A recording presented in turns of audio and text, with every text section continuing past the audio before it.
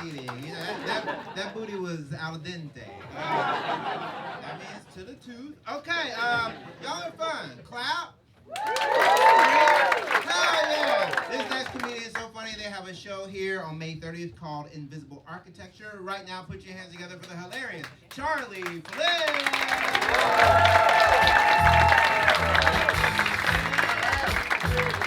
Hello. It's so great to be here at Brooklyn's O'Mary. Fabulous. We're gonna have such a fun show. Okay, I'm so excited to be here. I've done this show before. I have to say, I think Pretty Major is a great name for a comedy show. I think it's an even better name for a sequel to Cadet Kelly. She's older now, she's become a major in the army, but she's still beautiful. She has like a daughter who she has to teach how to do like military rhythmic gymnastics. I think it's a good idea. Hillary, call me. God knows the pop album's not moving the needle. Oh, yeah, I said it. But speaking of which, have you seen how Gwen Stefani has like married Blake Shelton and has now kind of become like conservative Christian cowgirl vibes? People are upset about it. I get it, but I also have to wonder if every once in a while she sits there at night and she's like, well, I wasn't allowed to be black. I wasn't allowed to be Asian. Now I'm kind of trying to be a classic white woman. Still not hitting the mark. Shit is bananas. Have you ever asked someone their middle name and they made you guess? What the hell? Like, I'm just trying to make small talk. I'm not really in the mood to like solve a riddle right now. I'll gladly find another bridge to cross. Like, if someone cares enough about their middle name to make you guess it, you are stepping into a minefield, my friend. Like, you now have to so carefully like tiptoe, tightrope walk around their very fragile self-image just to ultimately like act shocked when they reveal the name Elizabeth. Elizabeth! But with an S. Not a Z, an S. It's a humiliation ritual. Like, they start giving you hints. They're like, it's a family name. I don't know your family. After this exchange, I don't think I'd ever like to. I don't like how they raised you. One thing I do love, though, is when a girl named Maddie starts going by Madeline again. It's like, okay, somebody got her real estate license. Yes!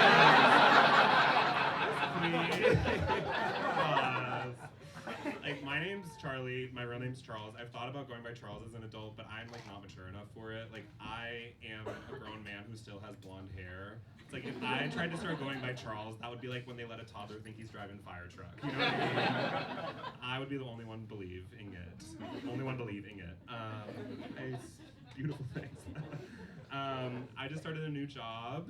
Oh, thank you.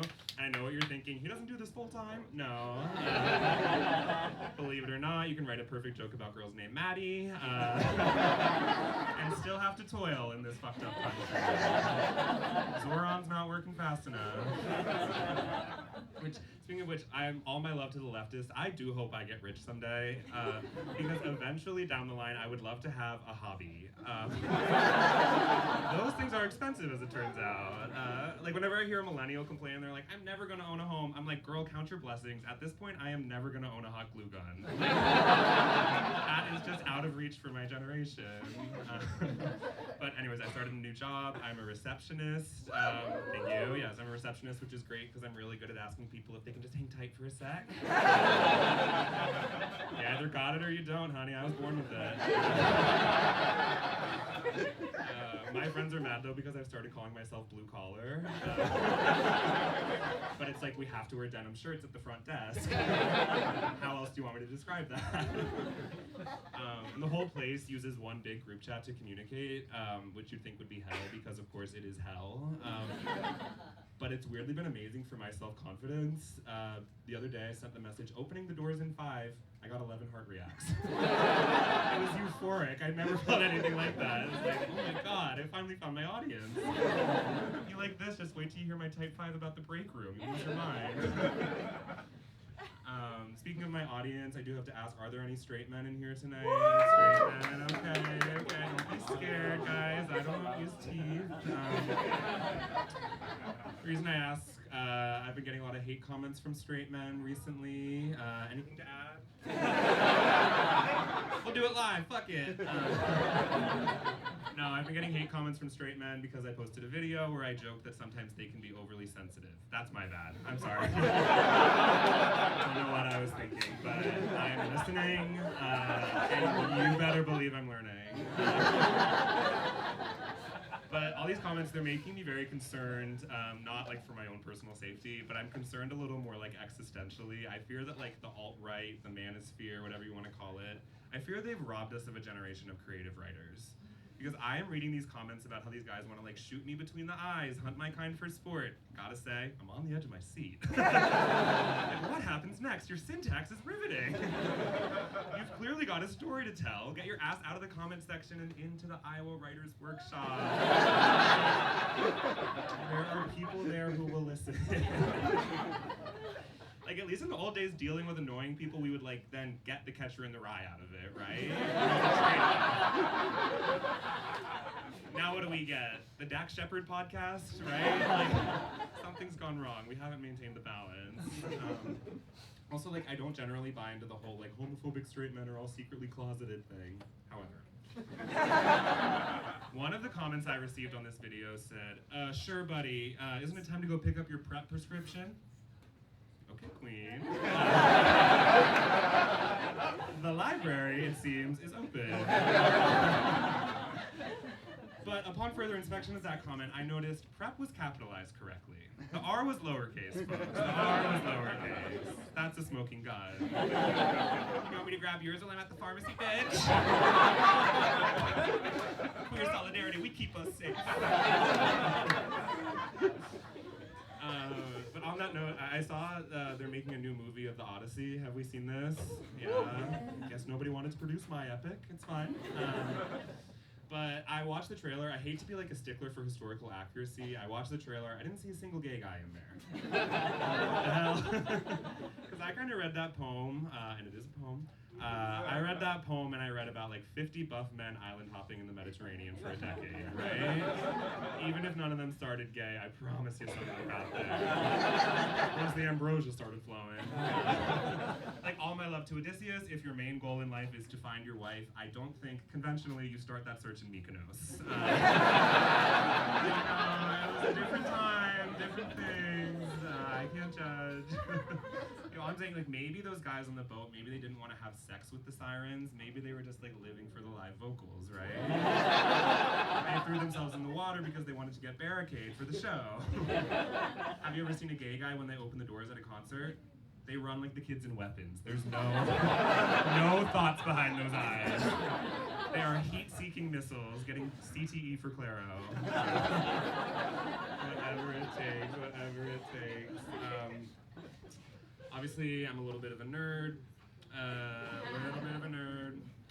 My college major was American Studies, so don't worry, I'm getting to the bottom of things.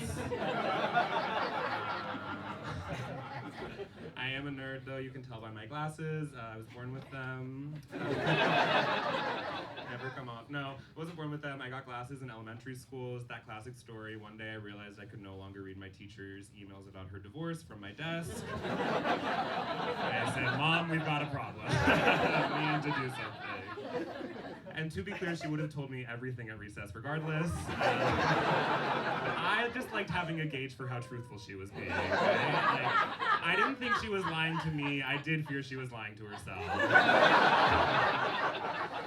Like, by the time I got to the eye doctor, I was so used to straining, I was like, okay, I am being unfaithful? See a therapist? You are absolutely not getting the BMW, okay? Wealthy school district reveal. Eye doctor was like, okay, how many Christmases? 1 or 2? 1 or 2? 2 Christmases. So that one was for the real optometry heads. And if you don't like it, see yourself out, because I know you can, bitch. People are surprised to find out. That I wasn't a theater kid in high school, which I try not to take personally, but it's hard. What they don't realize is that I was a theater kid in middle school, but I was also a fat kid in middle school. When I was 6 years old, the pediatrician asked me my favorite food group. I said the Ito family, as in Cheetos, Fritos, Doritos. Awesome stuff. Like, you thought second grade was hard, try throwing Twink Death and get back to me. But every fat little gay boy in musical theater dreams of one role and one role only, right? Tracy Turnblad. No, we saved that one for college. I'm of course talking about that dirty stinking nincompoop Augustus Gloop. So imagine how thrilled I was when my teacher revealed that we'd be doing Willy Wonka Jr. For the spring musical and that I could maybe get a lead part. So I worked really hard and I nailed the audition. You hear that accent work? I nailed the audition. But I did not get cast as Augustus Gloop. Instead, the part went to the stocky boy whose mom just so happened to be doing the choreography for the show. Imagine that. Sounds like he was more suited to play Veruca. I'm sorry, guys. I don't mean to body shame. He was not even fat. He was giving, Augustus GLP. There was no ooh in there. So I got cast as the grandfather in Willy Wonka, but I was the one who doesn't go to the chocolate factory. I was Grandpa George, and Grandpa George stays in bed. But they didn't even get the grandparents a bed. Instead, we all just had to sit in a line of wheelchairs across the front of the stage. But I decided, no small parts, only small actors. I've established I was not a small actor, so while all of the other grandparents would, walk their wheelchairs on stage, plant them, and sit, I would sit in the wings and roll myself on stage, cinema verite, method acting. My feet did not touch the ground until curtain call when I stood up and a mom screamed. Because she thought a miracle had occurred. Kind of Tinkerbell style. The applause had brought my legs to life. I said, honey, the only miracle would be if I was doing laps in the Chocolate River right now.